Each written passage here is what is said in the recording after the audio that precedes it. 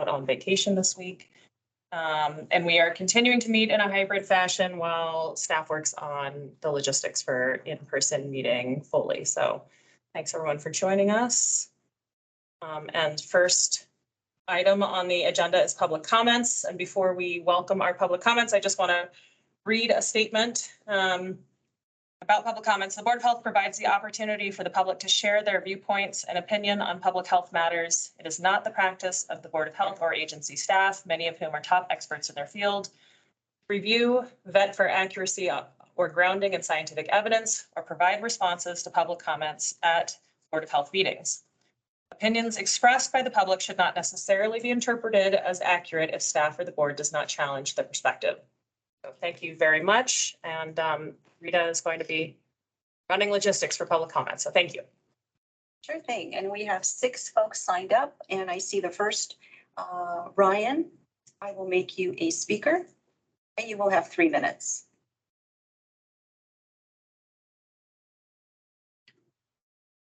Thanks much. Back again. I hope you guys are able to figure out the in-person meeting sometime in 2023 here. It's kind of the ongoing comedy now that you can't blame it on COVID.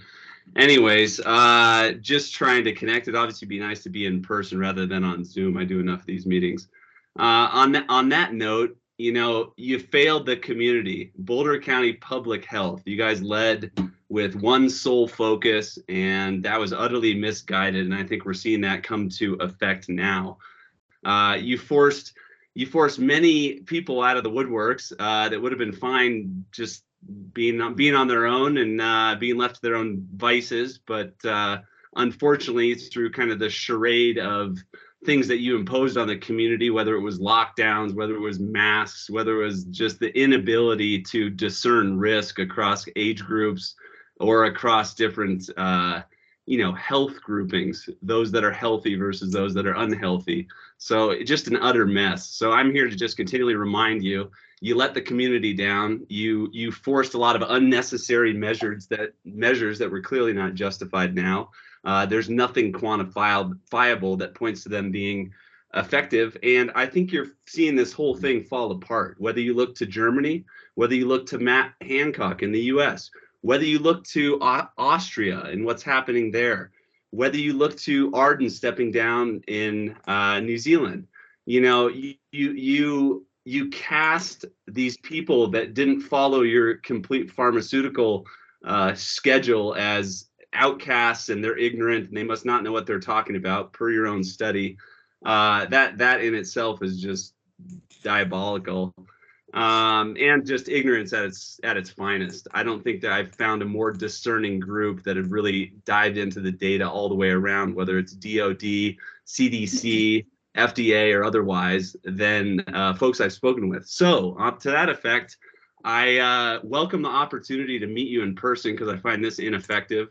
I continue to engage with anyone I can around the community, very vocal. I'm in marketing myself, so outbound's my specialty. I love engaging with people. I love chatting with them. And you can guarantee I'm saying the opposite of whatever your messaging is. Vaccinate your dog, vaccinate your pig, vaccinate your kid.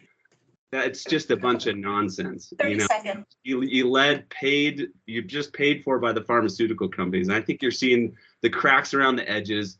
It'd be hard to ignore. So I have a homework assignment. Go on Substack and read Steve Kirsch, read The Vigilant Fox, read El Gato Malo, the bad cat in Spanish. Just tap in and get a different perspective. Read their viewpoints. See if you can counter what they're saying. I encourage you not to live in this state of ignorance because there were no other views shared during that whole 2 years. Time is up. Thank you. Cheers. Thank you. Next, we have questions.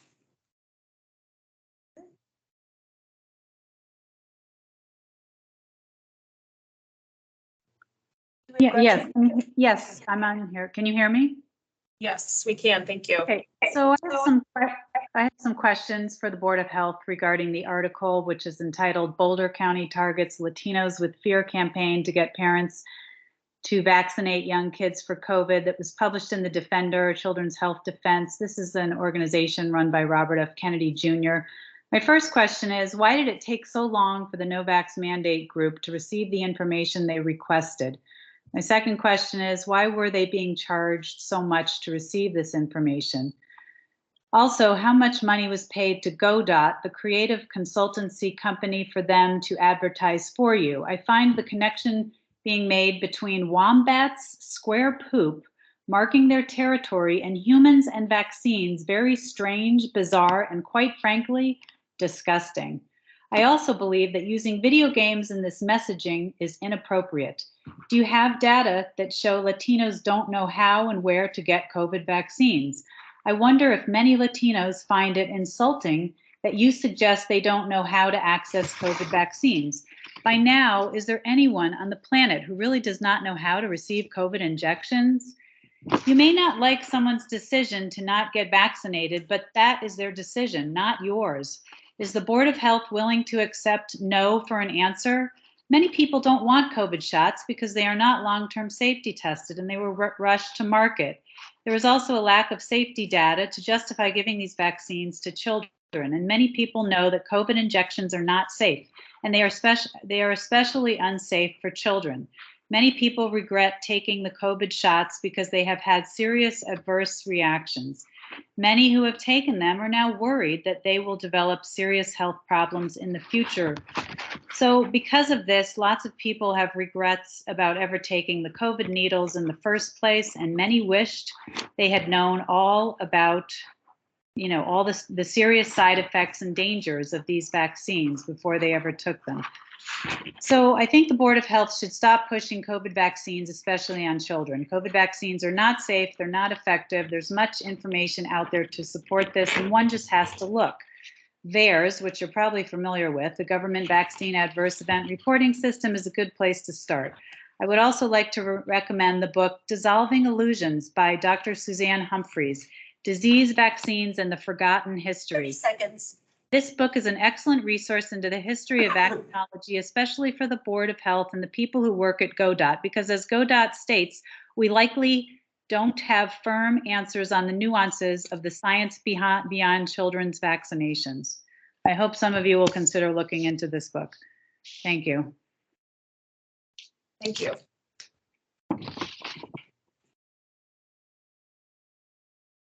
Next up is Dr. Michael.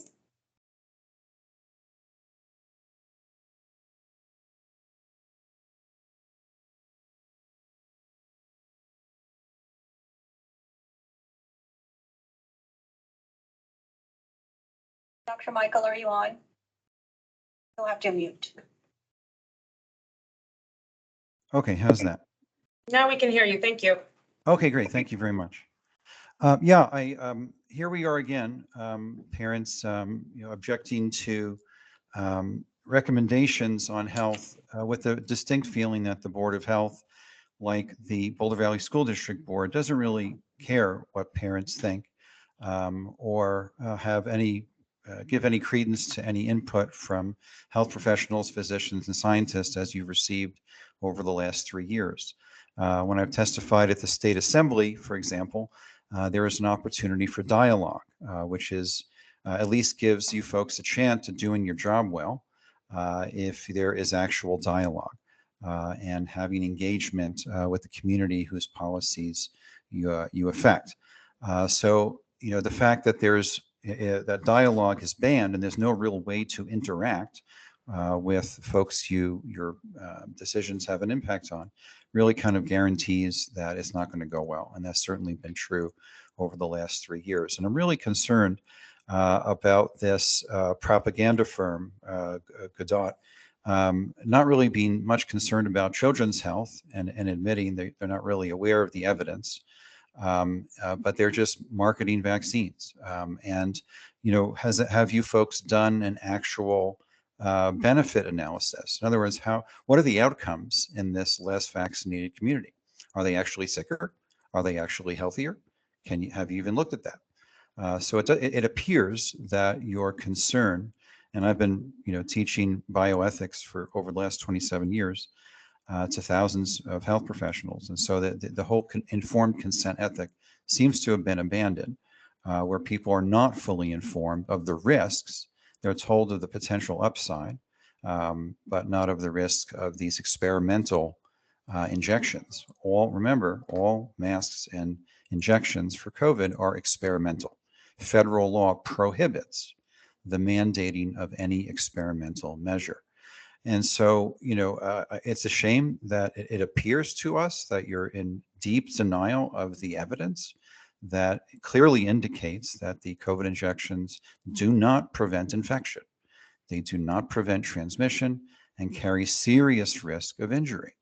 And they're still experimental. There are no FDA-approved injections available in the United States at this moment. And according to CDC, just as one of dozens of examples, is that 49% of children from age 5 to 11, so these are school-age kids, experience systemic reactions after getting a COVID booster.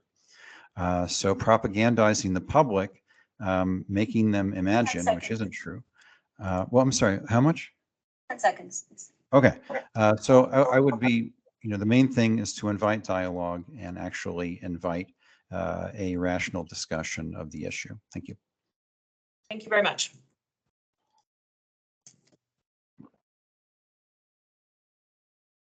So we have Aaron.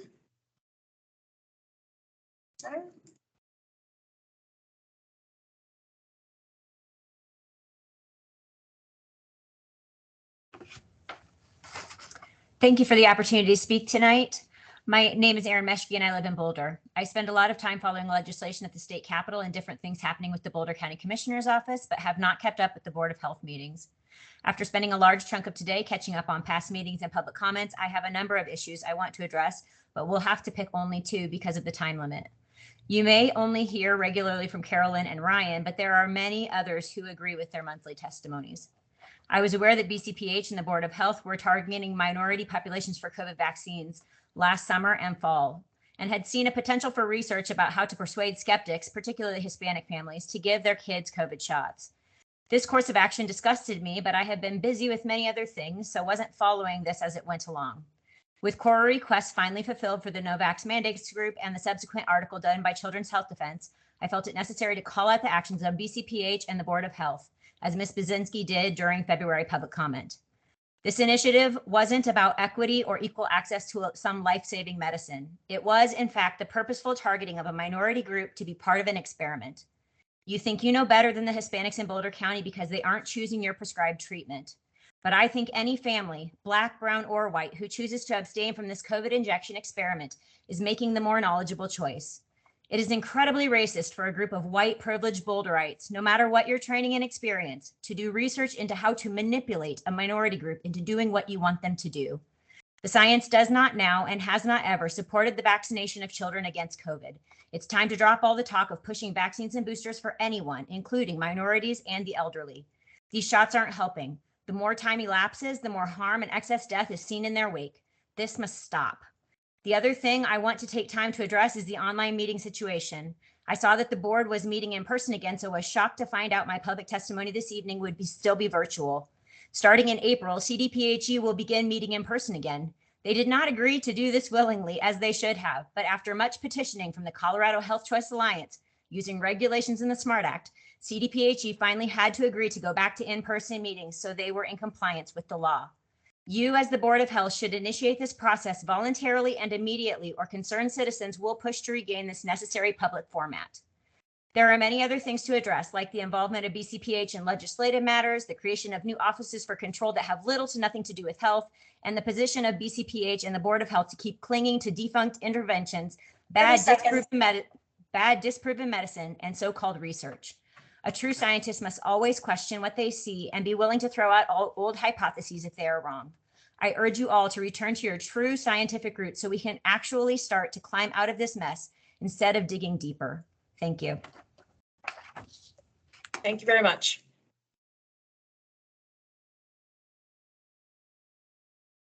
Next, we have Marty. Thank you, presenter.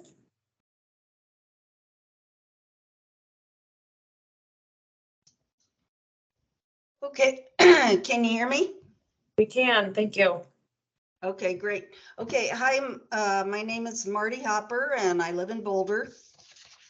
And I'm speaking tonight as a follow-up to the Godot Communications report on the focus groups. I would like to urge Boulder County Public Health to end the project and not create an advertising campaign targeting vaccine hesitant parents to inject their young children with the COVID shots. The reason is that the risk benefit ratio of giving COVID shots to young children weighs completely on the risk side of the equation. The reasons are, first of all, as we know, COVID is not a childhood illness. We've known from the beginning that COVID primarily affects older adults. Specifically, children and teens have a 99.997% survival rate from the virus. Secondly, at this point, COVID is endemic. Programs targeting vaccine hesitant parents put Boulder County out of step with the broader national trend to abandon mandates and vaccine recommendations for young people. Thirdly, to date, the number of COVID vaccine injuries reported to VAERS for children alone is 63,561. This includes 181 deaths, 588 permanent disabilities, over 4,700 children hospitalized, and 10,700 not recovered from these shots. And a Harvard study in 2011 found that fewer than 1% of vaccine adverse events are reported to VAERS. This means that all of these numbers I just quoted are a gross underestimation of the number of injuries to children from the COVID injections.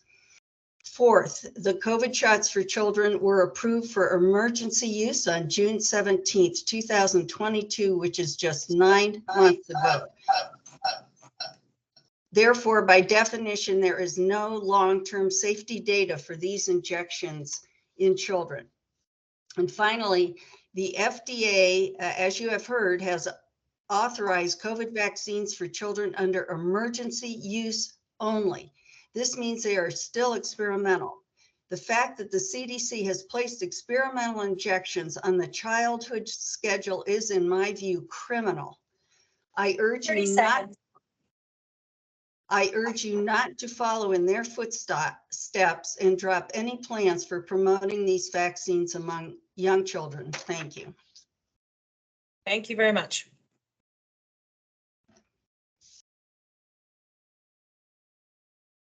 We have Carolyn.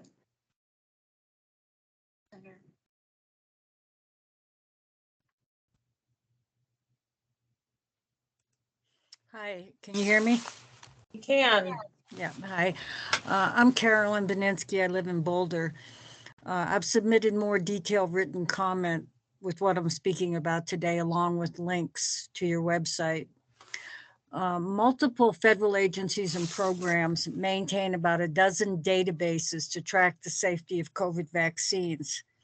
The information for most of the databases have not been made public. In other words, they're secret.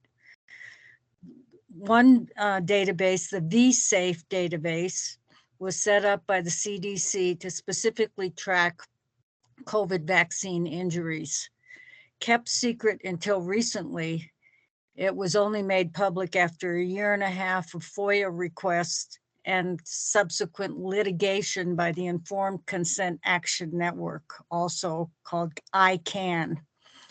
vSafe data includes 10 million vaccinated people who voluntarily signed up to give reports to the CDC after their shots. I'm going to give you a summary of what the ICANN legal team found when they analyzed the database, the vSafe database. They found that the vSafe shows that 7.7% of people who took the COVID shots needed medical care after their shots, and another 25% reported they were unable to perform normal activities and or miss school or work. These are astonishing figures. I just want to repeat that. 7.7% of people who took the COVID shots needed medical care after their shot, and another 25% reported they were unable to perform normal activities and or miss school or work. This adds up to 32.7% who were seriously negatively impacted after one or more COVID shots. For an infection that the CDC's own data shows is relatively benign for most people in most age groups, these statistics should have caused the CDC to raise immediate alarms about this product. But the CDC continues to this day claiming the shots are safe and effective, and now they want to give them to kids. 30 seconds. So I guess I'm going to ask you, did you know about the V-Safe in this data? Does it concern you? If not, why not? Could you make informed decisions without this data? How? Will you ask the CDC why you weren't informed about this data? Are you willing to stop giving the shots to the Latino kids before you study this data? As Marty Time is said, up. Thank you. Thank you very much. That was all the public comments. Okay, thank you very much to the members of the public for expressing to us your viewpoints. Let's see, before we move on to item number 2, I realized that we did not introduce the rest of the board who is here, so please do that.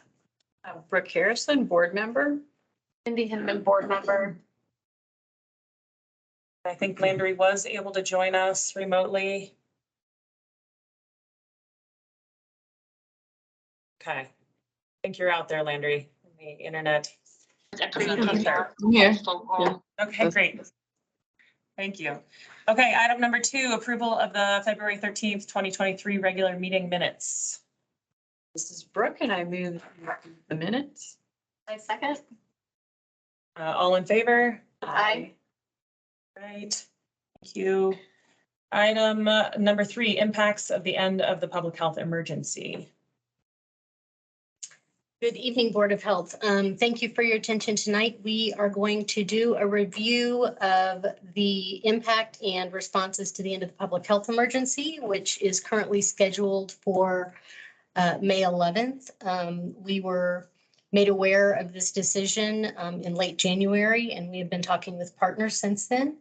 Could we advance the slides? Thank you. So this is a conversation we've been having with a group called BCHIC, which is Boulder County Health Impact Collaborative, which is coordinated by the WIN Policy Group.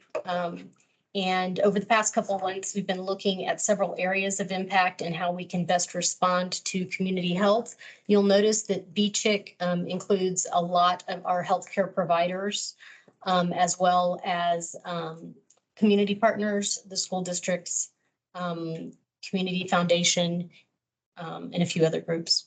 I ran the program for like 10 years. There you go.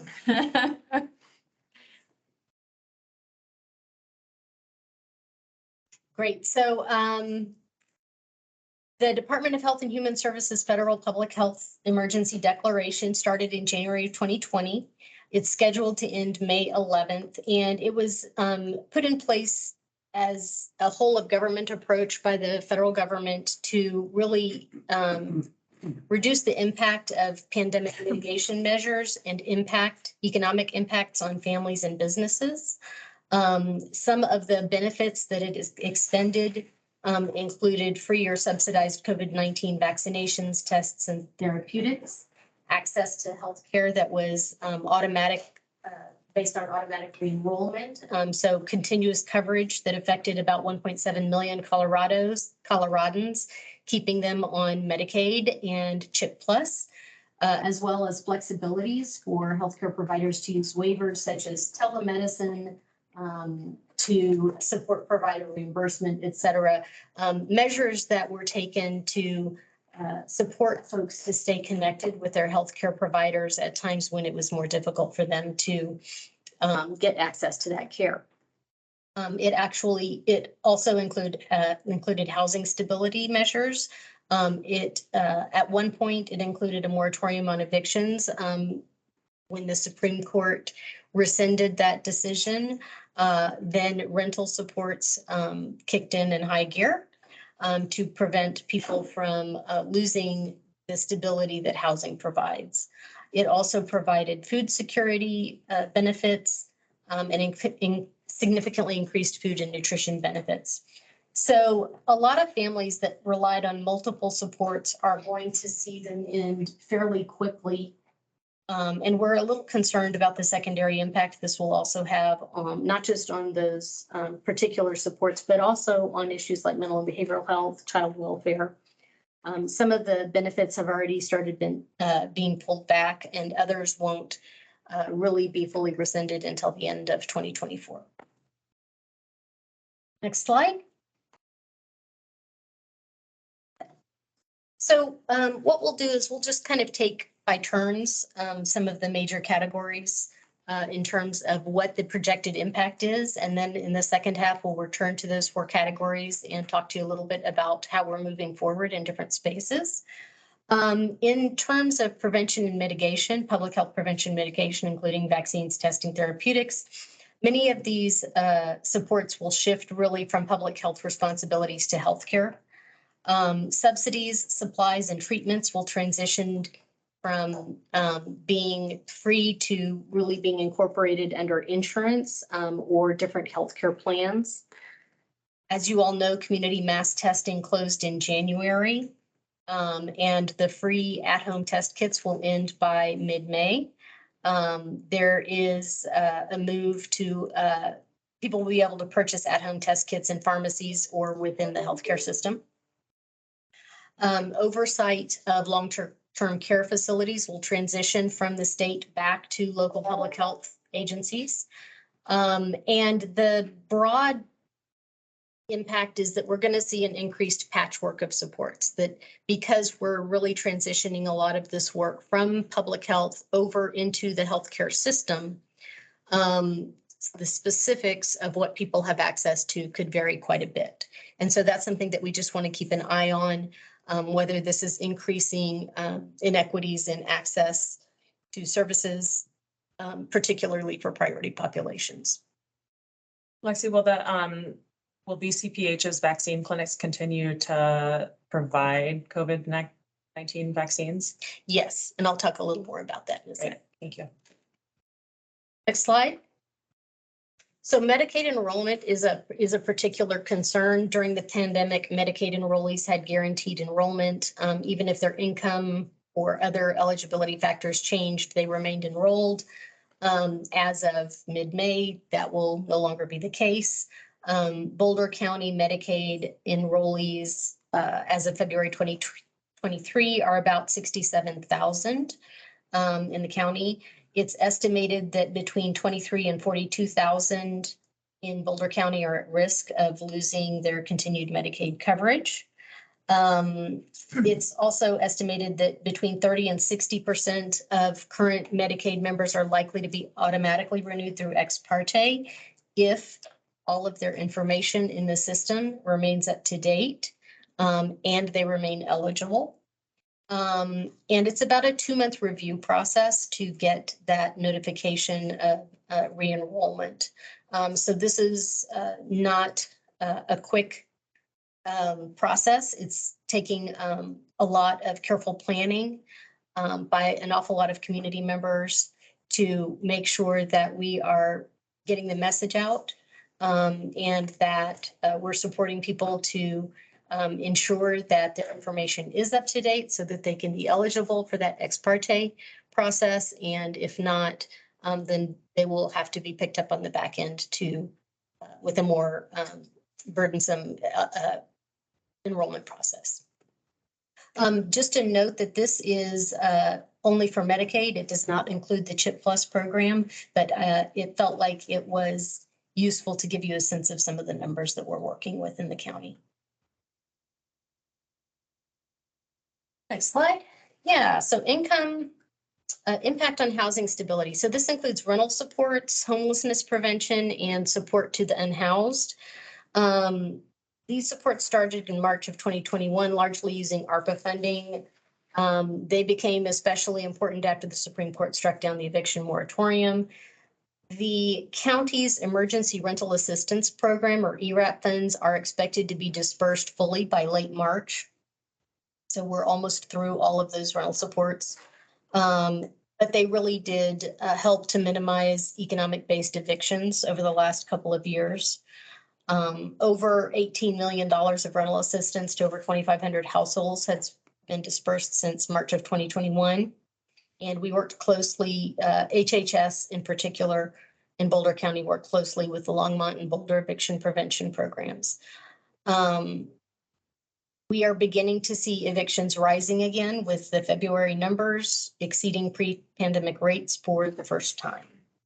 And the program started in 2021, but 2022 actually saw a pretty significant, it had more momentum by 2022, and some of the stresses of the pandemic were really beginning to be felt by families. So in 2021, the program dispersed about $4.7 million to 947 households, and in 2022 dispersed about $11.7 million to 1,455 households.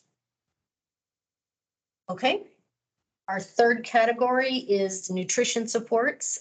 So just a reminder, for background, SNAP and Medicaid largely work in tandem with each other.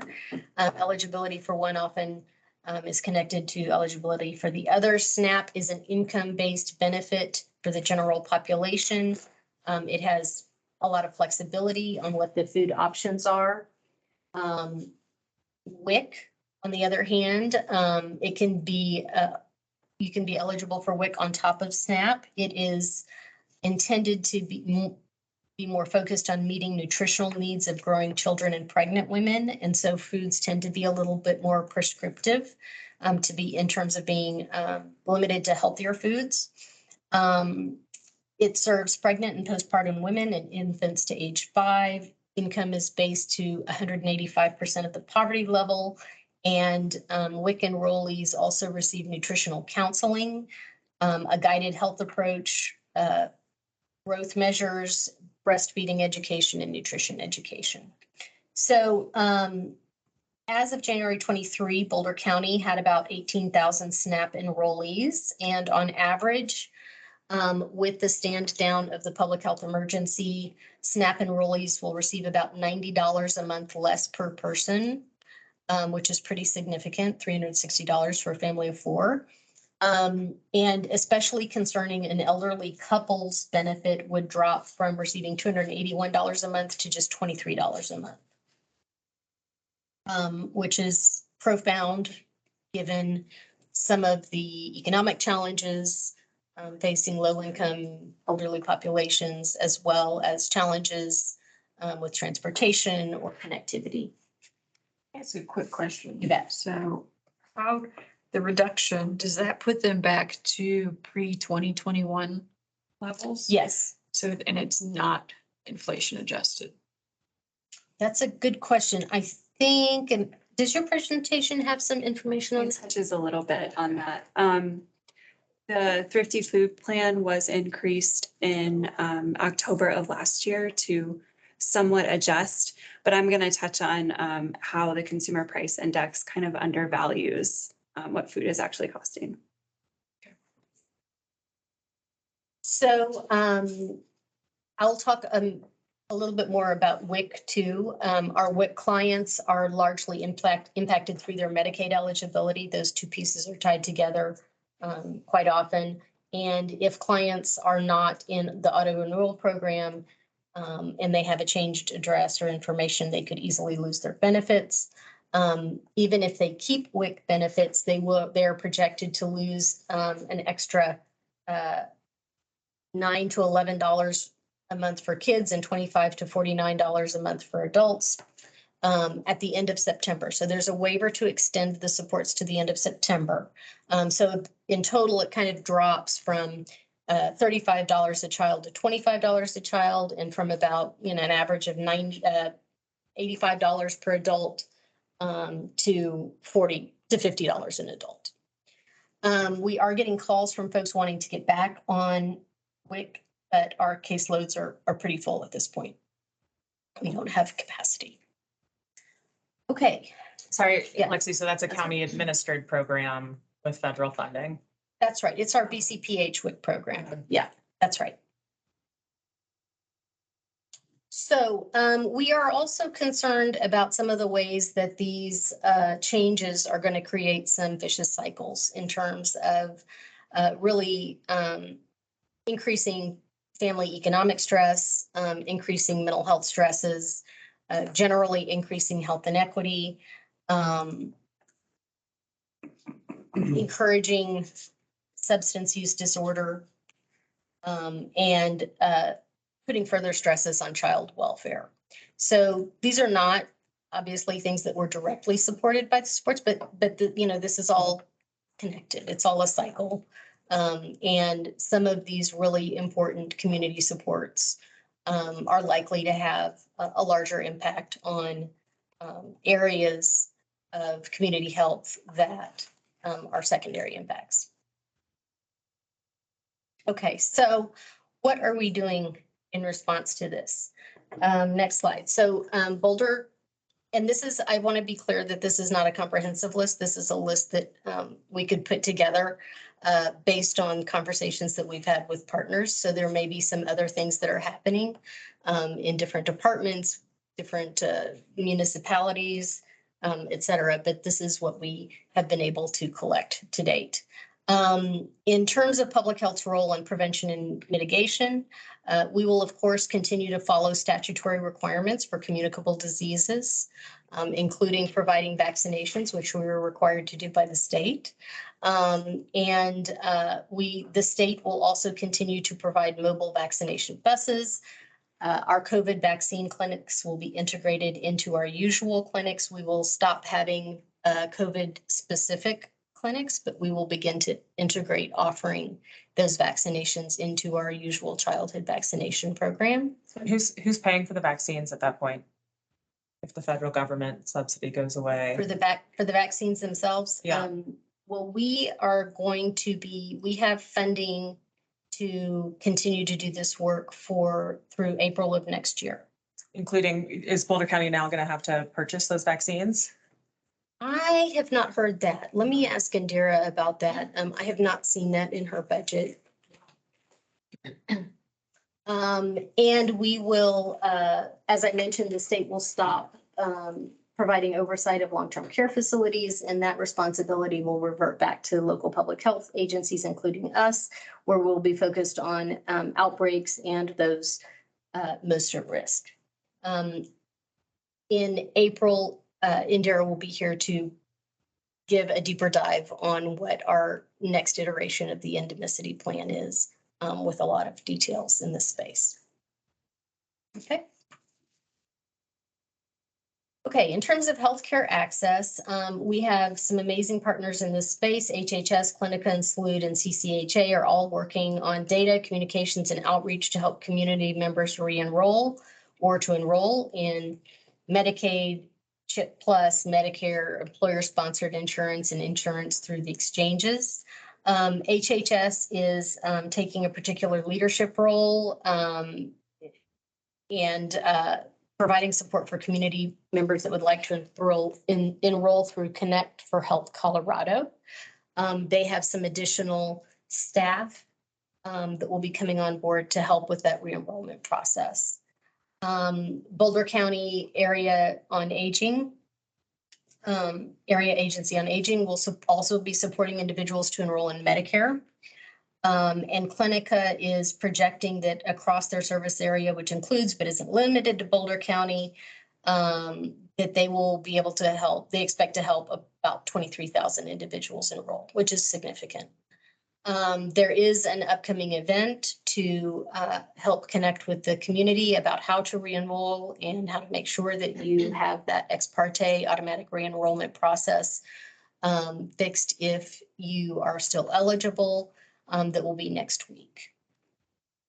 So just to clarify, BCPH is not, this is not being activated by the agency. This is These not are our outside role. of, right, okay. These are our partners, how our partners are acting in this space. That's right. Okay, and this is super complex little chart, but I am only showing it to you to give you a sense of how many steps are involved in the re-enrollment process. This is the first cycle of re-enrollment between now and May. And this is a slide from CDPHE about what has to happen to get through that 2-month re-enrollment cycle, which does give you a sense of the lift that this process is. And it is expected that the process will continue well beyond mid-May. And it's hard at this point to project out how long the urgent demand will be, and what kind of eligibility we'll end up with, without having some of the data on where households are now compared to pre-pandemic levels. Okay. So in terms of housing stability, again, thank you, Lindy, not a BCPH wheelhouse area, although we do work in housing in some spaces. But the main programs are really funded out of HHS, including the Continuum of Care program, which is focused on unhoused, transition-aged youth and families. The Emergency Solutions Grants also had funded focused on unhoused individuals. The CADOLA funded Next Steps Homeless Prevention collaboration with the school districts, and increased funding for Housing Stabilization Program, which provides flexibility to assist households that have potential sustainability for staying housed, but have some arrears. So it's a program that helps them pay off their back rent or their back mortgage to keep them in their houses and housing stability. Okay. The next slide on nutrition support. So our FRCs and food banks are working hard to look for, these are all programs that are looking for additional funding right now. The statistics on the impact on food insecurity and nutrition are a little bit scary right now. So all programs that work in that space are pretty much looking for additional funding. In addition to the FRCs and the food banks, our HEAL nutrition programs, which Amelia will talk about more in just a minute, include the Double Up Food Banks, retail and farmers market programs, the WIC Gap Farmers Market program, and the Fruit and Veg program, as well as our WIC program at BCPH. In the WIC program, we are working to enroll GAP kids who are 5-year-olds that are delaying kindergarten to age 6. There's a little ineligibility space in the fruit and veg program, but fruit and veg program has a wait list. So we're not sure how deep we're going to be able to get into that list. Our WIC staff are coaching families to ensure that information in the Medicaid system is up to date if they're eligible for auto renewal, which will also help them get into continuation of WIC support. And our WIC coordinator has met with Joe Neguse and Colorado senators to advocate for funding for WIC.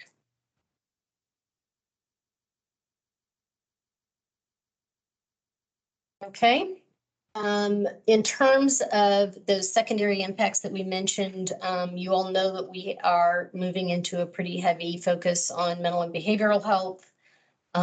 We are hoping that the public health improvement plan work that we're doing and the work that we're doing with other Boulder County departments on the regional behavioral health roadmap will help guide us in terms of not just what some of the data focused on mental and behavioral health is telling us, but also what we can discern from the data on the removal of supports in terms of anticipating mental and behavioral health needs. We're hoping to have those strategies soon and working on funding, and that information will be coming in the next couple of months to the Board of Health. Our school districts are looking at telemedicine programs, applying for grants. We are looking to make sure that what they are developing within the school districts also connects to our public health improvement plan. We're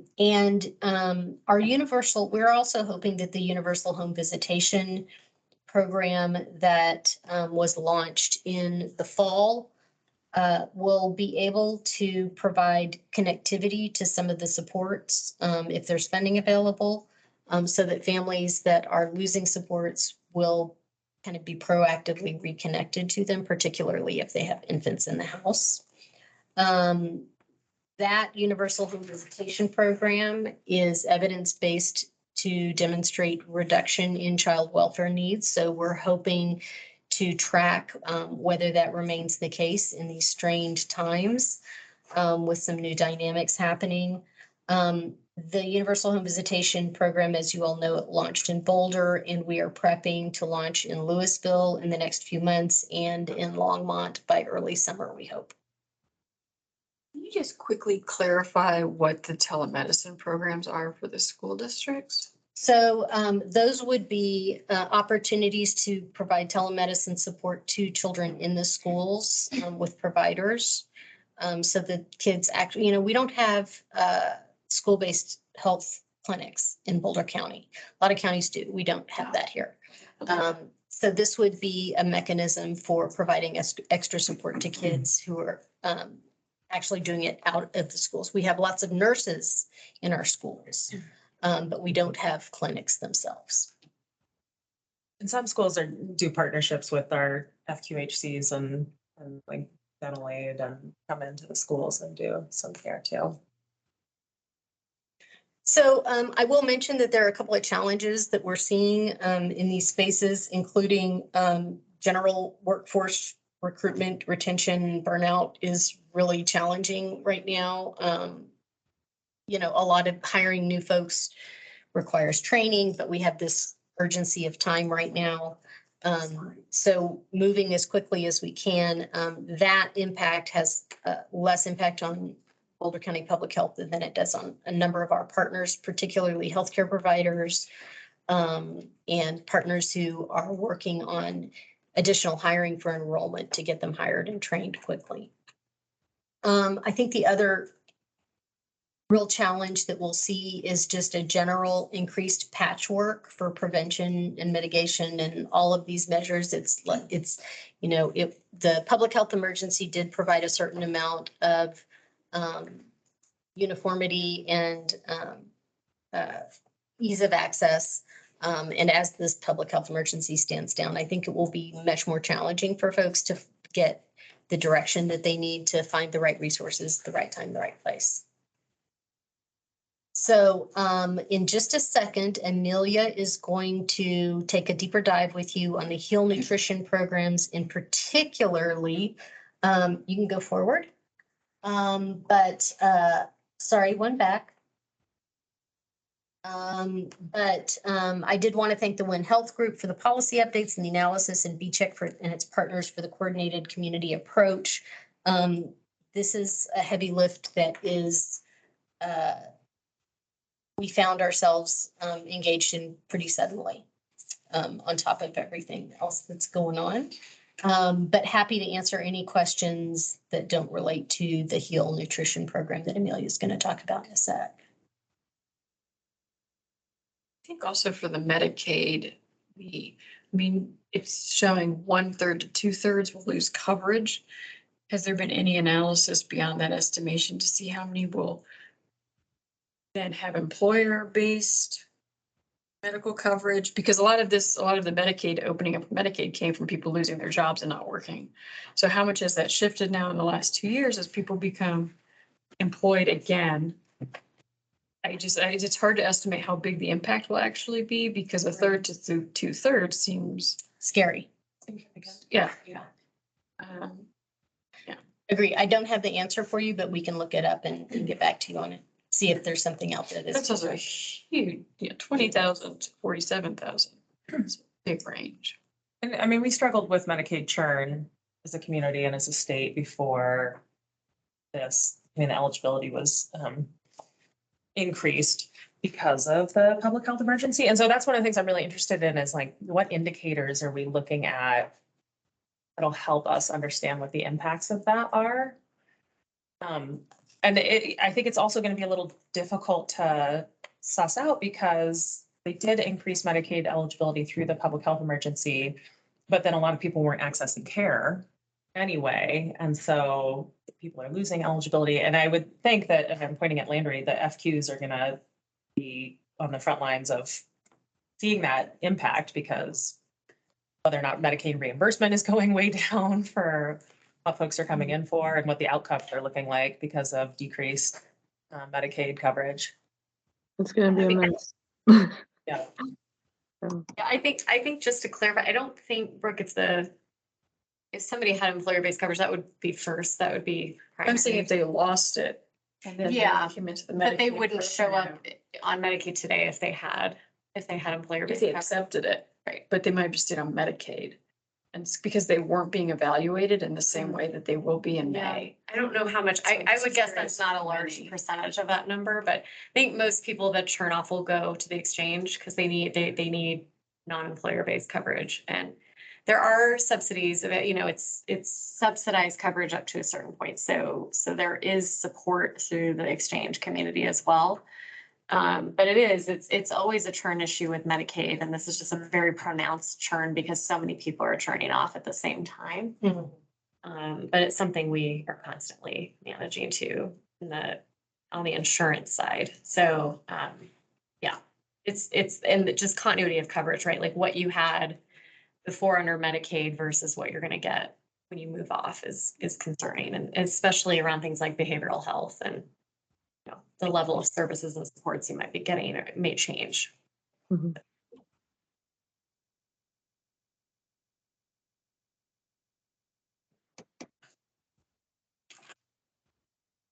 All right, happy to turn it over to Amelia Holbert to talk with us a little bit more about the nutrition support programs in the HEAL program as our program spotlight for this month. Thank you, everyone. Thank you to the board and to Lexi for having me. I'm Amelia Holbert. I'm the HEAL team, which is the Healthy Eating Active Living team lead. And tonight I'm going to speak with you all about some food and nutrition security programs that we run on my team and give some updates. So I want to set the stage, and that was a perfect question by Brooke a little earlier, and just really grounding us in the increases that we have seen in food and nutrition and security since the start of the global pandemic. Just some statewide stats. We know that nearly 1 in 5 Coloradans have skipped meals because they're unable to afford food. And that was an almost doubling from 2021 numbers. So that is a 2022 number, but dramatic increases. And there are racial equity concerns as well. We know that Colorado Latinos, over 50% are experiencing significant food insecurity.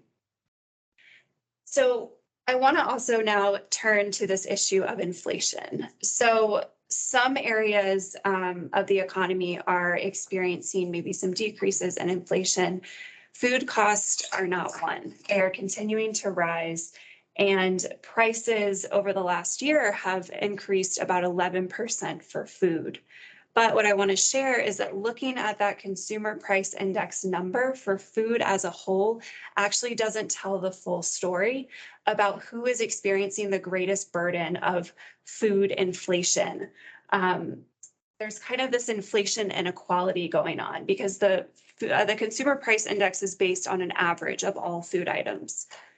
But premium or luxury food items, which are items that folks with low incomes are not typically buying, these items have actually gone down in price over the last years. And what we're seeing is that more basic or non-premium food items, think eggs, are increasing at a much higher rate. So when the SNAP program or other federal programs base estimates on the consumer price index, it's actually undervaluing the burden that lower income households are feeling based on inflation. What's considered a luxury food? Or things like, there's a really interesting interview that I read. So some of the examples were like your specialty brown spicy mustard versus your yellow French's mustard, your organic carrots versus your regular. Avocados have gone down. Avocados have gone down, whereas milk, eggs, bread, kind of more of those staple items are going up. So it's impacting folks who are in a tighter budget much more than folks who are not.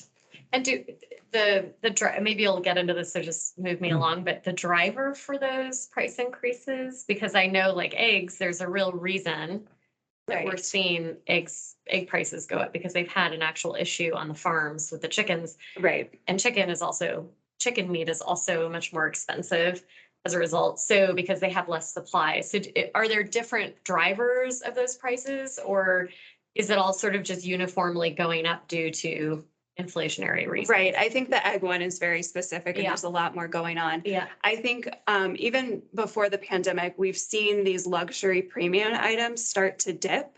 And so now the relative cost of more basic items due to supply chain and just kind of all of these impacts, we're seeing it more starkly in contrast to other items.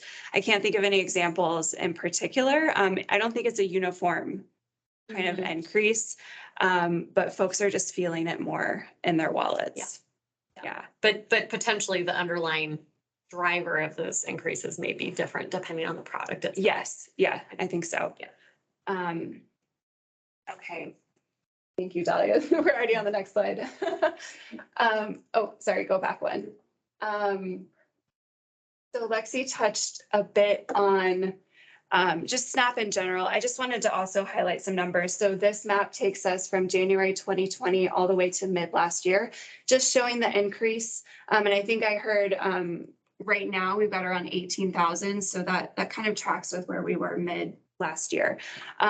So this is showing a 22% increase in SNAP enrollment, which is great. A lot more people got on SNAP during the pandemic. You can go to the next slide.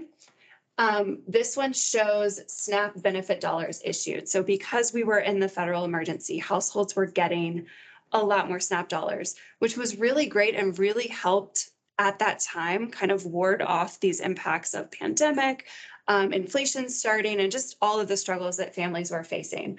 Wanted to highlight this because as you can see, SNAP enrollment increased by 22%, but this is like a 1.5 time increase in dollar amount.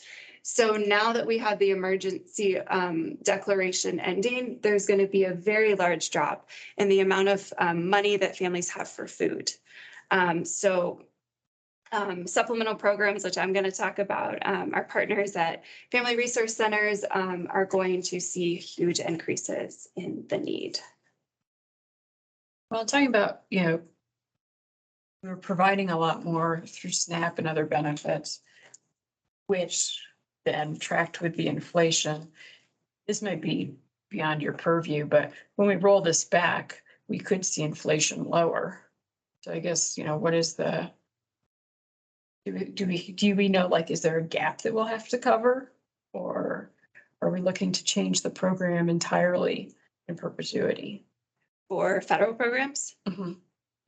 I'm not sure I can answer that. I do know, so it's my understanding that, at least for SNAP, the benefit amount will go back to that thrifty food plan increase, which that amount had not been updated in like 40 years. So it was way overdue for an update. But even then, there's a lot of research that has been done that shows that that still vastly underestimates the amount of time, like the actual cost of making your food at home. I'm not sure if, next slide, we can go to the next slide. I don't think this is going to answer your question either. And I don't think I have the information to do that. But I'm going to highlight ways that we're trying to do what we can locally to continue to give families as much as we can. So this is just kind of trying to put some numbers to it of how much was going out the door in benefits and then per month, and then what that SNAP benefit was per meal before the public health emergency and what it rose to during.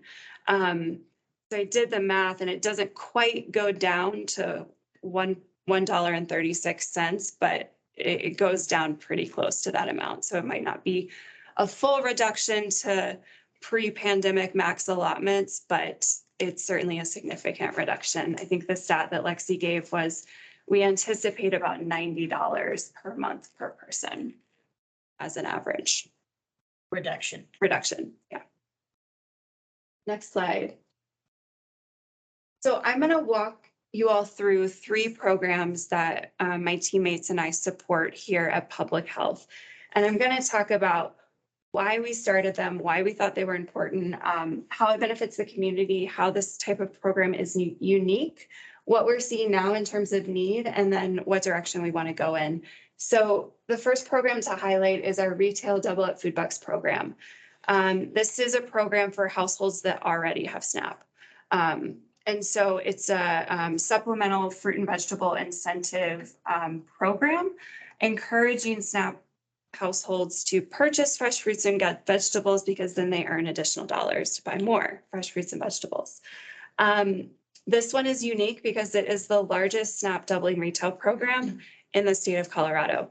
So this is our program that we run with City of Boulder funding. That's why it only exists in 3 locations within the City of Boulder. 3 retail locations? 3 retail locations. So this retail one is different than the farmers markets one. And that's because the farmers market program is amazing, but we recognize that the hours don't work for everyone. And it's really important to have a location that's open 365 days a year. In the pandemic, we did see a very large increase in utilization. As you saw, there was a lot more SNAP out there to be doubled. So we do expect to see a drop. We're not really sure what that's going to look like yet. We did just get February numbers just today, but it's hard to know what we're going to see. And we did have over $200,000 redeemed in 2022. So just to clarify, are you saying we don't know how much program funding is coming given the change in policy? Or can you help me understand why we can't predict what's coming in? Does that make sense? Yeah, so I'm talking about Double Up Food Bucks, which is our own program that we run. Okay, you're not talking about the federal funding. Right. Okay. Yeah, but it is dependent on, because if folks don't have, if they have $90 less per month per person to You're double, pegging it to that, right, got it, okay. we can anticipate that we're going to see some drops. So we are working with Housing and Human Services to incorporate information on Double Up and all of their town halls and their information, just so folks know. Outreach is always really important for us. But just making sure that everybody knows that they can access this if they have SNAP. What are the 3 retail sites in the City of Boulder? It's the 3 Whole Foods Markets locations within the City of Boulder. And I'll get into this and where we want to go. We have some other models and options that we want to explore. We just don't have the funding to do it. As I said, this one is funded with City of Boulder Health Equity Funds, which is why it's just City of Boulder. The Farmers Markets program is open in 4 farmers markets across the county, and we support those programs with a lot of technical assistance and funding. Next slide. Second program I want to highlight is the WIC Gap program at the farmers markets. The carrot graph on the left shows our 7 years that we've done this program. We started it back in November of 2017, just for 1 short month. And this gap was identified because this was back when WIC families could receive as little as like $8 a month for fresh fruits and vegetables. Things have changed, which is great, and now they get a lot more. Yet this is still a really important program, and it gives WIC families either a weekly home delivery or coupons that they can go to shop at the market that's totally separate from their WIC benefits. Every single Boulder County WIC family can take advantage of this program. And I want to highlight on the far right the demographic breakdown of the market versus the home delivery. The home delivery has been really important in engaging with a lot of WIC families, families of color, a lot of Latino Hispanic WIC families. So something that we feel really strongly about is trying to ensure that we can get some sustainable funding mechanisms to make that home delivery more sustainable. As you can imagine, it takes a lot more resources to do a home delivery program, but it's really engaging a portion of the WIC population that was otherwise not able to access the farmers market and therefore access fresh, locally grown fruits and vegetables. So that's a really important one. Program impacts, as with all, eating more fruits and vegetables, getting more balanced meals, And I think what's interesting is nearly all WIC participants who were surveyed said they wouldn't have come to the market without it. So just really providing this opportunity has opened up the doors to make the market more accessible for WIC families. And this is the market both in Boulder and Longmont, which opens April 1st. And the source of funding for this? So the farmers markets applies for the Boulder families to the Health Equity Sugar Sweetened Beverage Tax Fund.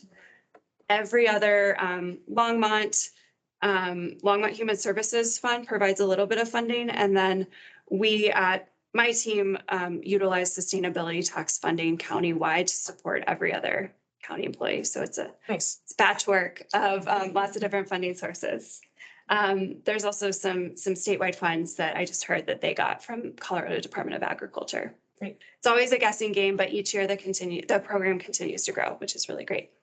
I just want to point out before you move on, just, one of the secondary benefits of this is supporting local agriculture and the reinvestment of the dollars locally, which I think is terrific, in terms of sustainability. Yeah, thank you for highlighting that. Okay, next slide. So the last program I want to highlight is our fruit and veg program. So you heard about the supplemental produce programs for SNAP and WIC families. We know there are a ton of families who can't qualify for SNAP and WIC yet are experiencing significant nutrition insecurity. So this is a program we started back in 2019. We identified this gap. And the goals of this program are really supporting these households to be able to shop with dignity and choice. A lot of times they don't get choice in many parts of their life. We work with trusted community partners to find families who are falling through the cracks. Maybe they make a little bit too much money, they can't income qualify, or many of our program participants might have mixed documentation status. So that's really the priority population that we're serving through this program. Listed are many of our partners. We run this program in Boulder and Longmont with two different funding sources. So we fund this program in Boulder with primarily with Sugar Sweetened Beverage Health Equity Fund money. Participants can shop at a variety of retail locations, farmers markets, larger retail stores, as well as a locally owned tienda. And in Longmont, it's a little bit different because we utilize county sustainability tax funding. So as Lexi pointed out, really that emphasis on local sustainable agriculture with the Longmont program. We distribute over 40,000 each month in incentives for fresh produce. We've got really great redemption rates across both programs, serving nearly 500 families. So that total person estimate is probably a little bit low. And over 70% of our families do identify as Latino Hispanic. Great program outcomes, more fruits and veggies consumed, improved self-reported health status, and decrease in junk food consumption. And something exciting we did this year was bring on 2 small minority-owned retailers in Longmont. What's really important about this one is we want to provide dignity and choice so that people can purchase what is culturally relevant and appropriate for their households. And before you move on, yeah, I just want to highlight this program in particular has a lot of partnerships with community partners who really help us to connect with the right families, to get deep into the community for sometimes hard to reach folks. And sorry, is this a voucher program? Do they get like a voucher to spend? So they currently get vouchers. We are desperately working on a technology solution. We're not quite there yet. We think that we might have a solution that would kind of be a digital barcode that we're hopeful to try over the coming months. This has been like 2.5 years in the making. It's really hard to get something that's going to work across all of the retailers. And we just haven't been willing to compromise on choice to do like, we could do this at one retailer and get it set up tomorrow. But in terms of our goal of wanting to scale this, we got to get away from paper. It's incredibly time intensive, administratively burdensome. And I think it would be better for program participants, cashiers, everybody. But right now it's paper. And partnerships, yeah, as Lexi said, Amistad is our biggest partner, probably about 65% of our Boulder families at least. And that program is deeply embedded into their organization. As far as most of those families are concerned, it is Amistad's program, which is exactly what we want. We don't want this to be public health's program necessarily. And I think that's why it has been so successful in enrolling like 235 plus families who would not have felt comfortable coming to me to enroll. And we collect very minimal data. I don't know anything about who participants are, and that's exactly how we intended it. All right, next slide. So just in summary, wanted to kind of run through the 3 programs that I just described and talk a little bit about opportunities and directions that we would love to go in. So Double Up Food Bucks, households on SNAP. The retail is just in the city of Boulder, but we really would love to expand this countywide. We are in conversations with mountain communities, thinking about different models that might work better for different places, maybe a home delivery type model. It ultimately comes down to where we have funding to do this work right now. Reaching out to, leaning on our partners with HHS to continue to promote this, especially now when households are getting less SNAP. Just to clarify the market program, we are still very involved in that and look for fundraising efforts and provide a lot of technical assistance. But the retail one is our program that lives on our team and does operate differently than the farmers markets program. WIC program, as I said, really trying to figure out the long-term viability of that home delivery model. It takes a lot of resources, but I think the benefits are there and really getting food to a lot of families who can't get to market. And then back to that inflation question, we do wonder if we should consider reevaluating that weekly benefit amount. We haven't changed it since 2017. So that is going to be a conversation that we would like to start soon. And then fruit and veg, this gap population that can't be served by SNAP or WIC, currently just in Boulder or Longmont, but again, we would really love to expand countywide. Mountain communities, East County, if we can get a card or a barcode, we can do that a lot easier. And then we have been meeting with partners. We held a meeting a couple weeks ago, brought everyone together, which is really amazing because we hadn't been able to do that since COVID. And just hearing from them, like, are there families that they're seeing who can't qualify under our current eligibility? So we're really working with partners to re-examine eligibility. We might increase income guidelines a little bit. It's really complex, trying to figure out who exactly is falling through the cracks. So we are holding a follow-up session in the coming weeks, again, with partners, bringing everyone together. And the last thing to highlight is just a partnership with CSU Extension and Parks and Open Space and our partners at the farmers markets. We've been gathering a lot of participant feedback. What do they want? Do they want cooking lessons? Do they want recipes? Do they want to come to market and get a tour? Do they want to go to the farm and meet the farmer? And we have plans in the summer to really schedule some of those events so that all participants could take part in those. Can you just, remind me about eligibility for WIC and SNAP? Is that if anybody within the house is a US citizen that you can qualify for those programs? So WIC has no eligibility requirements. So all kiddos under age 5 meeting 180% of the federal poverty limit. SNAP is 100%. So SNAP income eligibility is lower than WIC, and there is citizenship requirements for those. So a lot of times we get into a case where it's a family of 6, maybe there's 4 adults, 2 kids have SNAP, but it's only the 2 kids. They'll only cover the. It doesn't cover the 4 adults. Got it. Yeah. Thank you. So Lexi, you mentioned WIC being at capacity and you mentioned wait lists for some of these programs. Are the wait lists and the capacity limitations based on dollars or are they based on manpower? Both. Both. So is it even reasonable to consider increasing some of the coverage in some of these programs if you might then be keeping more people on the wait list? Like if you might be adding a greater limit to the number of people that can participate? Yeah, I think it's a question that we are constantly struggling with. We want to serve as many people as we can. We also want to provide a meaningful benefit. I think we have always historically opted to try to serve as many people as we can. So the way our Boulder and Longmont program works is we give a certain amount for families of 1 to 2, and then a certain amount for 3+ for Boulder. Longmont, it's a little more tiered out, a little more equitable, because we also recognize they have to shop at local farms where food is more expensive. So for us, we're always kind of doing that math. I will say we distribute benefits in quarterly cycles. We always have drop off. So it's kind of always this ebb and flow. We're usually able to get folks off the wait list at some point. So we haven't, I think though, we don't feel like we can drop down from the current benefit amount that we have.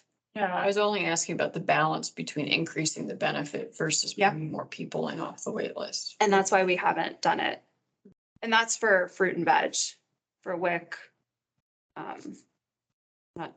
WIC is federally funded. Yeah, WIC is more structured, obviously. And I will say, because WIC is less, the benefits, the pros of the programs run out of HEAL is that they're more transactional, but that keeps your overhead really low and gets the money out the door. It becomes more of a pass through. WIC is more of, a consultative program with overhead, with providers that are meeting with people on a regular basis. So they're a bit different in nature. Yeah. Do you have data on, I'm sure you do, on the age demographics that we're talking about, sort of the range of ages and who's receiving these benefits? Obviously, WIC is a specific population, but I'm more interested in the other programs. Yeah, I'm not sure if I have that for SNAP. We would love to know more about our SNAP participants too. We're in conversation with HHS about, is there certain data that we could get access to so we can do more targeted outreach? For fruit and veg, we do work, and Lexi's stat earlier about elderly adults is a population that does not make up the majority of our program, but we do focus on older adults. I would say the majority, though, these are young families with kiddos in middle to high school. Yeah, I focus on the Medicare population, and food insecurity is a major problem for the elderly population generally. And I think in terms of getting access to services and being out in the community and having community engagement, it's lower than for younger families and individuals. So it's just interesting to think about access and what, maybe partnering with the Area Agency on Aging and finding out whether there are other partnerships that focus on older adults, because I suspect, I don't know, that might be a community that's harder to reach in these programs. Absolutely. We do work with AAA. You're exactly right. And I don't know if we're going to be able to do it, but we have a home delivery mechanism that would be really cool. Cause I think, I'll come into contact with older adults and they're like, well, I can't get to the store to use the coupon. So I think some specialized program offerings for that population is really needed. Yeah. And I know partnerships with Meals on Wheels and things like that, where you could potentially bring them in to be creative about ways in which increasing access would be helpful, but.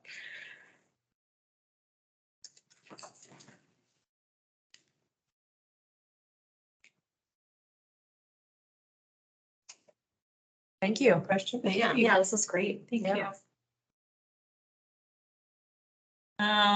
Okay, we're gonna keep moving on the agenda. Item 5, Director's Report.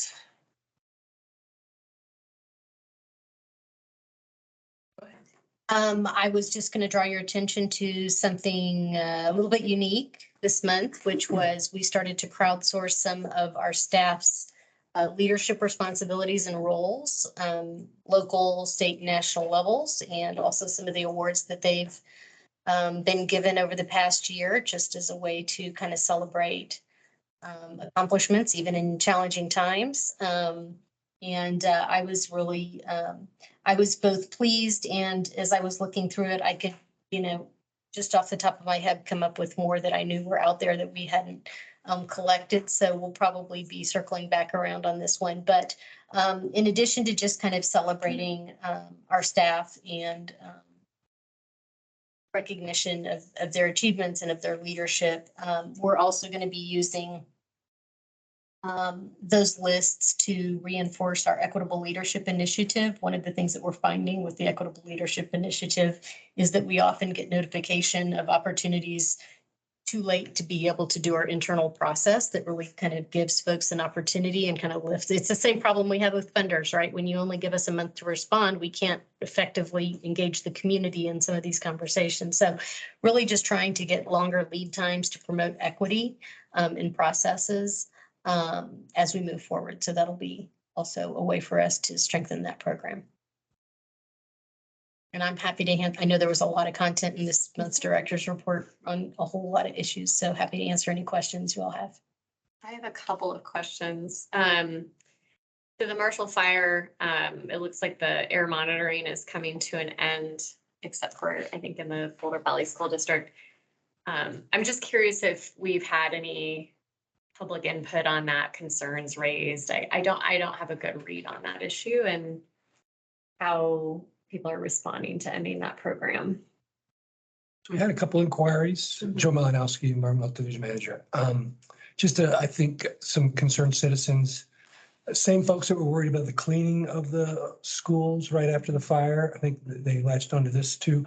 I think the reality is that we are moving the monitors because it didn't show a lot of impact from the fire. And we figure we have better uses, and we still feel like we're getting good monitoring with the schools that'll stay with the monitors there. We're proposing to use the monitors some other places, gateway to Rocky Mountain Park and by CMEX and some other areas to try to gauge some dust and some other complaints we get on a regular basis and try to use those monitors there. Okay. But not a lot. I think we've only had actually one, and then they some news outlets asking for some comments as well. Okay.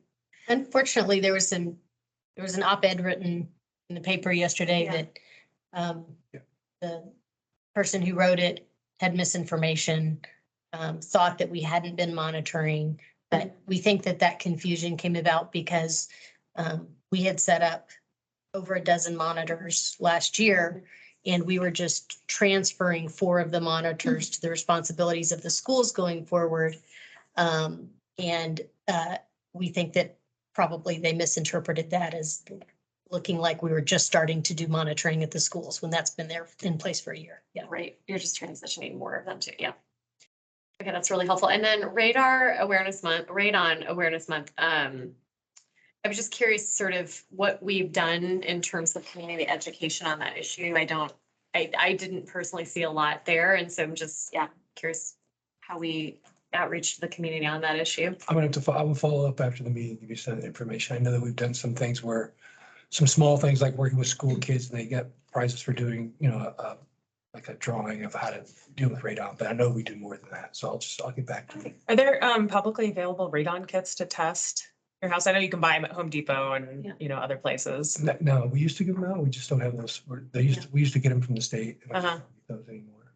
The funding for the radon program has just basically been eliminated. So we don't have any funding to do the work anymore. We're trying to do what we can, but there's no funding for it.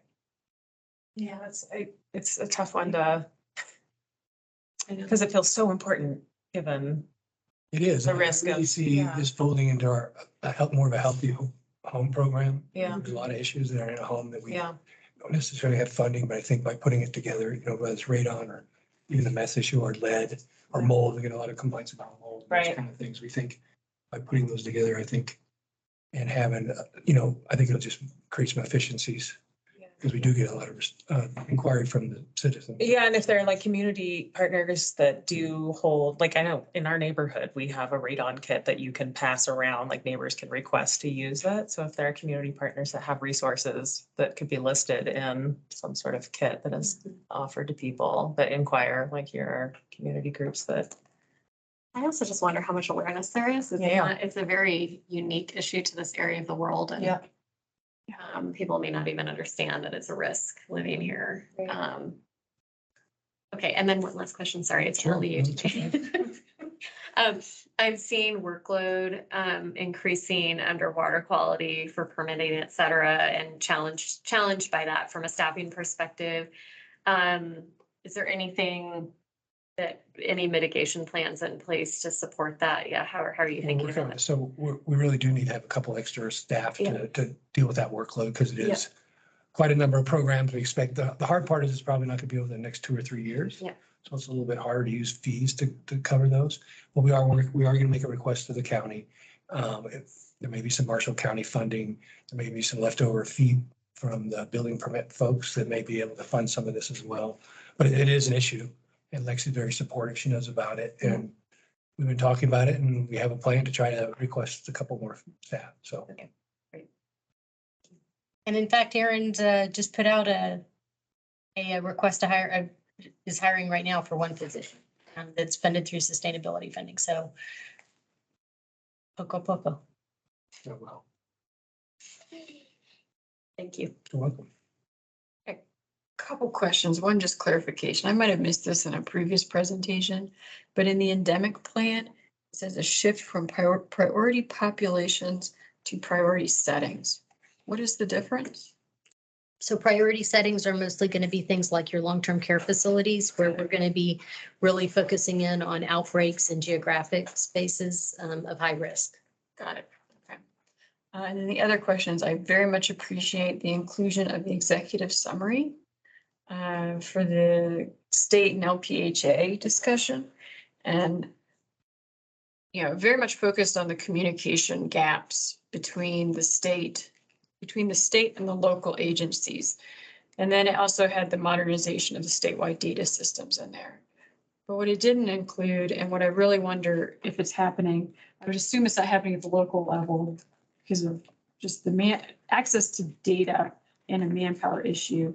But at the state level, is there an ongoing analysis of, say, the efficacy of the different public health actions? So are we looking at cost benefit analysis of these? Are we looking at, to inform a plan going forward? Cost benefit analysis of like, say, shutdown versus medical care, that kind of thing. So if those studies are being done, they're probably being done at the national level. But I think what we have seen in the studies is that the methodologies are so dirty because retrospective studies in the space are really difficult to draw any conclusions from. And there weren't prospective studies put in place earlier on. I think we're going to continue to be in a space where we're looking back over a period of time and saying, what did we get right and what did we get wrong? And it may be postmortem. Yeah, it may be a couple more years before, as we continue to learn in these spaces. And, public health did not get everything right. And at the same time, there were a lot of times when, we didn't have a lot of choices about what to do at the local level. We had to do what we were told to do, and do our best in imperfect systems that, were not built for a pandemic. And we hadn't experienced a pandemic for 100 years, and we haven't had funding to really properly support response. But I do think that, in addition to what you saw for the AAR with the state conversation, we continue to look as an agency at kind of what went right and what went wrong inside our agency. And I think that there is, real merit to the recognition that the problems that public health faces right now are not simple problems. And I cannot see a time in our future when we would go into an urgent, massive issue with a singular focus on all we have to do is pay attention to this one issue, because the connectivity and the complexity of the problems are so interwoven between each other. Homelessness with mental health and substance use disorder and all of that, and COVID with mental health and economic impacts. And I can't imagine a time when we would step back into trying to address an urgent issue without a much more kind of holistic approach to looking at what's happening in the community and where the pressures are. And what some of the trade-offs, that kind of cost benefit analysis, but in a prospective way and in a kind of rapid assessment way, will be a lot more important because it's, you know, you can see the secondary impacts of decisions and the unintended consequences that we're still dealing with.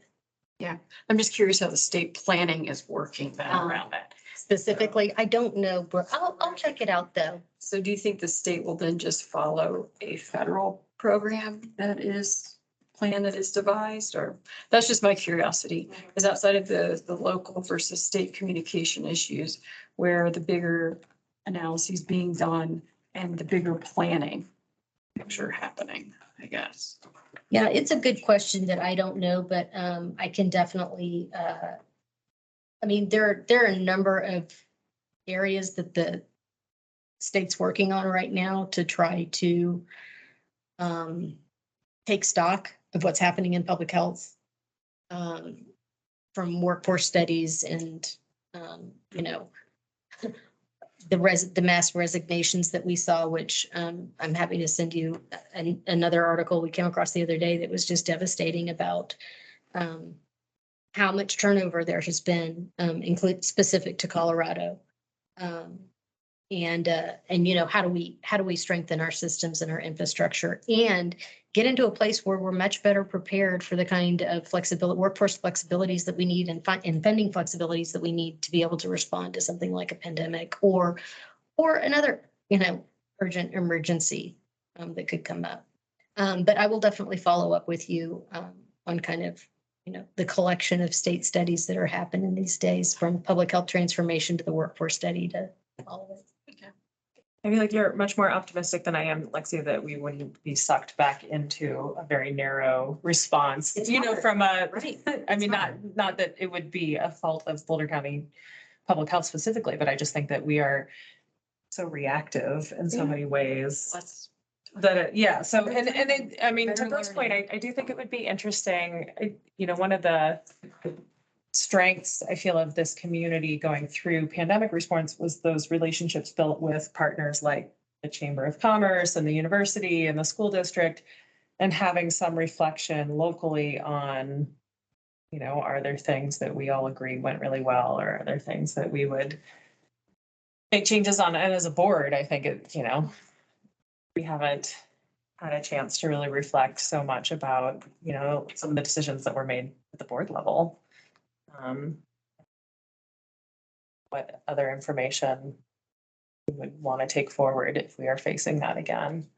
Yeah, I mean, it's interesting, like in the context of the conversation we just had with some of our partners, including the commissioners, I worry a little bit about not having clarity around and precision around where our top priorities are, right? And the associated readiness and the risks associated with that, like in a clear picture, right? So that you can kind of cut through the noise to say, if we're really to cut through it, these are the things that if we do not make sure they're ready from a funding perspective, from an enabling perspective, whatever it is, we're risked, and what level of risk, right? Based on what scenario. I think doing some sort of a risk assessment like that would be really helpful. And then I would love to have a deeper discussion around the you know, the review, because it sounds like from a leadership perspective, we're not getting that clarity, right? And so maybe we as a local public health entity need to drive that conversation more explicitly. I don't know. I mean, you know, taking that leadership to say, well, here's what our experience was.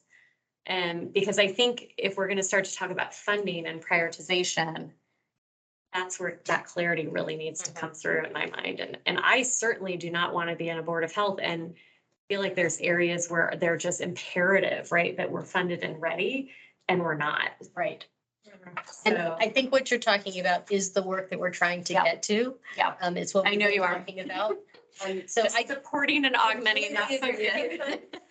Right. And I would also say that there's, in addition to kind of the conversations that we're setting up with you all and with the commissioners about kind of where our priorities are, there's also a planning process that's happening in emergency management that is about, okay, in terms of emergencies, where are our biggest vulnerabilities? What are the things that we need to do to set up preparedness for those? What are the trainings that we need to do with staff? How do we need to rethink our flexibilities of deployment of staff, our internal policies about, all of these things that we, it was hard to imagine the level of detail prior to the pandemic. Right.